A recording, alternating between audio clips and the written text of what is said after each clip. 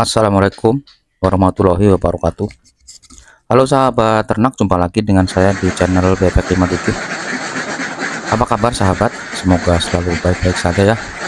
Selalu diberi kesehatan, keselamatan, kelancaran, dan juga kesuksesan. Oke sahabat, kali ini saya akan membahas langkah-langkah menuju sukses peternak bebek petelur maupun bebek pedaging. Silahkan sahabat ditonton videonya ya, dan jangan lupa sebelum nonton atau sesudah nonton di subscribe dulu ya, yang belum subscribe di like dan juga di share agar videonya semakin berkembang ya, dan saya bisa sering berbagi tentang peternakan kepada sahabat semua. Oke sahabat, kali ini yang pertama akan saya bahas tentang bebek petelur. Bebek petelur itu sahabat ya, bebek petelur itu sangat sensitif, mudah stres ya sahabat, terutama yang pertama dengan perubahan pakan, kemudian perubahan cuaca, dan juga gangguan dari sekitar kandang. Jika melihat binatang yang lain ya, seperti ayam ataupun binatang yang lain, itu biasanya suka stres, dan stres itu berdampak kepada penurunan produksi. Dan apabila lebih parahnya lagi, bukan hanya penurunan produksi tapi rontok dulu ya sahabat ya. Tapi kita bisa mengatasinya sahabat ya. Jadi yang pertama itu kandangnya harus rapat ya, harus tidak bocor, dan tempat airnya tidak boleh becek masuk ke kandang ya. Dan kemudian pakannya tidak boleh ganti-ganti. Itu syarat untuk bisa mencapai sukses di peternakan bebek petelur. Dan untuk lebih jelasnya lagi sahabat, bisa cek video saya yang lain ya, yaitu yang bikin kandang bebek petelur SOP ya. Itu kandangnya seperti yang ada di video, silahkan dicek saja. Dan tidak bau, kandangnya tidak bau ya, walaupun bebeknya banyak sekali tapi kandangnya tidak bau. Silahkan dicek saja. Dan untuk pakan juga sudah ada di video saya yang lain, komposisi pakan untuk bebek petelur agar selalu produktif bertelur, bisa mencapai produksi maksimal yaitu 70-90%. Silahkan ditonton videonya, cari saja ya sahabat ya, sudah lengkap di situ, sudah ada semua. Dan ini kandang ini ya sahabat, kandang ini adalah kandang Mas Herman yang ada di Indramayu ya. Ini juga sudah sesuai SOP. Bebeknya ini baru nelor sahabat ya, produksinya baru sekitar 30-50% ya, belum maksimal karena umurnya juga belum mencapai 6 bulan pas ya, jadi baru belajar bertelur. Dan semoga telurnya semakin banyak Mas Herman ya, semakin berkembang pesat dan juga semakin menguntungkan buat Mas Herman dan keluarga, amin. Dan untuk langkah selanjutnya setelah kita bisa berternak bebek petelur adalah menaikkan profit sahabat ya.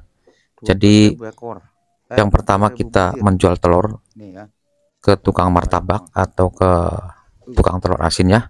Dan yang kedua kita produksi telur asin agar profit kita semakin tinggi ya, semakin meningkat ya.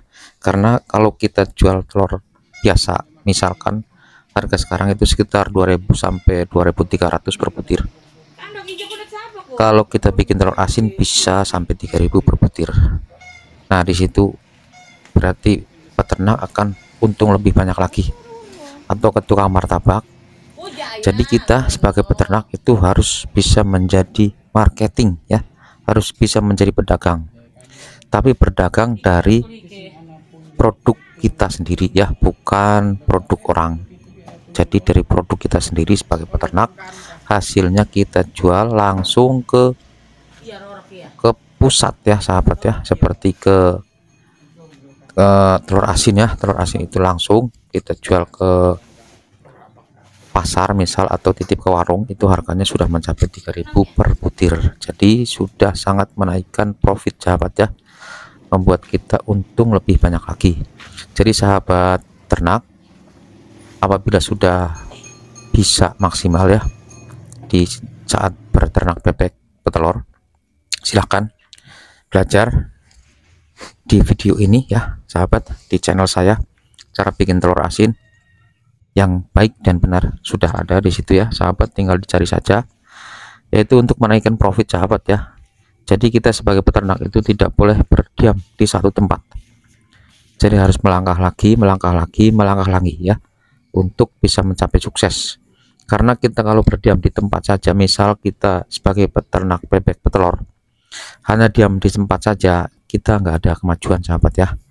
Karena di situ di peternakan bebek telur juga ada kendalanya ya, seperti di saat hujan badai produksi itu menurun, dan juga di saat banjir telur itu harga telur itu sangat hancur, murah banget. Nah di situ peternak kalau sudah bisa bikin telur asin itu sudah tidak pusing lagi, karena kita telurnya bisa diasin, distok dan dijual lebih mahal lagi. Oke sahabat, paham ya? Dan kenapa saya mengajak sahabat untuk melangkah lebih jauh lagi ya, seperti membuat telur asin untuk menyetok telur, karena saya banyak menemukan peternak bebek yang hanya diam berternak bebek, tidak bikin telur asin dan juga tidak jadi marketing. Itu ketika telur banjir itu tidak bisa berkutik sahabat, karena harga pakan itu tidak turun, harga pakan itu cenderung naik, dan harga telur itu bisa naik turun, bahkan ketika banjir itu sangat turun drastis sekali. Jadi antara penghasilan telur itu tidak cukup untuk mencukupi kebutuhan pakan, akhirnya yang ada bebeknya dijual dan peternak rugi ya. Dan setelah rugi akhirnya berhenti dari berternak bebek petelur. Nah itu sebagai pengalamannya sahabat, silahkan pengalaman ikuti pengalaman saya ya. Jadi biar peternak itu bisa sukses di dalam berternak bebek petelur dan jadi marketing di telur asin. Oke sahabat, kita lanjut ke bebek pedaging. Berternak bebek pedaging juga tidak mudah sahabat ya, banyak yang rugi berternak bebek pedaging, tapi juga yang banyak yang sukses, bahkan suksesnya sampai sukses banget ya ternak bebek pedaging. Tapi yang sukses itu yang sudah benar-benar mendalami ilmu peternakan bebek pedaging, sudah menguasai pasar termasuk pasar DOD, dan juga pakan, sudah bisa mengendalikan harga pakan serta bikin komposisi pakan. Itu adalah ciri-ciri peternak bebek pedaging yang sukses. Suksesnya itu sangat sukses sahabat ya, kalau sudah bisa bikin pakan sendiri, bikin DOD sendiri, dan bisa jual sendiri, itu untungnya sangat besar sekali sahabat. Dan saya punya cara tersendiri sahabat ya, dan saya share kepada sahabat semua. Jadi untuk berternak bebek pedaging dengan modal yang sudah saya ulas ya di video saya yang lain, yaitu sekitar 37.000 modalnya untuk mencapai bobot 2 kg, itu kita sudah untung di atas 10.000 ya sahabat ya. Tapi dengan dibikin secara seperti ini ya, dibikin daging seperti ini, kita bikin karkas, kita jual langsung ke warung ya, ke restoran atau ke rumah makan, itu untungnya lebih besar lagi sahabat, lebih besar lagi. Nah itu sahabat bisa dicek video saya yang lain untuk cara bikin karkas yang baik, mudah dan murah. Silahkan dicek saja sahabat ya. Ini juga alternatif dari kehancuran berternak bebek, karena di saat bebek gak laku, banjir, nah itu sahabat butuh yang seperti ini, butuh ilmu lagi untuk menahan ya agar tidak bangkrut ya, seperti ini sahabat ya. Jadi ini saya sesuai pengalaman saya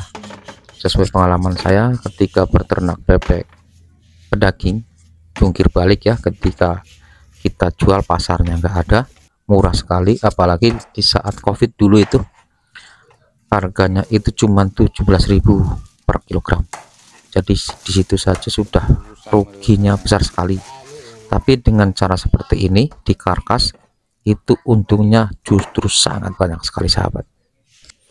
Dan juga banyak sekali yang sukses berwirausaha di pemotongan sahabat ya.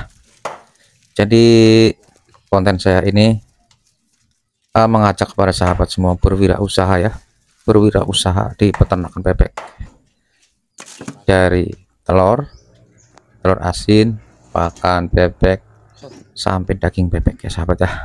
15. Gimana sahabat, sudah jelas atau belum?